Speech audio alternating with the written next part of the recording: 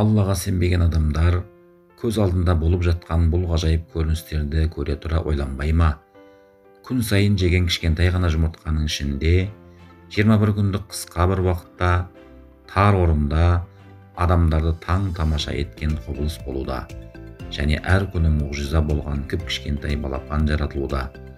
Сыртқы ортадан жұмыртқаға ешбір байланыс болмастан, әрі жұмыртқаның ішіне сырт жақтан еш нәрсе қосылмастан, тек қана жұмыртқаның ағы мен сарысы дейтін ақылдарды таң қалдырған өлшем мен жүйе ішінде ішкі органдарының тамырларына дейін, денесінің сырт көрінісінен көздеріне дейін, ауыздарынан аяғына дейін, қанаттарынан жүндеріне дейін, білім адамдарын таң қалдырған керемет бір тіршілік иесінің жаратылуын көрудеміз.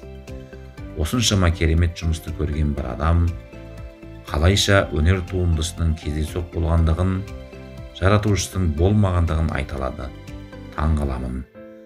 Біз мектеп қабырғасында жүргенде үйренгеніміздей, бір жасалған зат болса, міндетті түрде оның жасаушысы болады. Бір өнер туындысы болса, міндетті түрде оны жасаған өнерлі шебер ұстасы болады. Олай болса, Аллаға сенбеген адамдар ақылдарын қолданбай ма, әлде ақылдары жоқ па?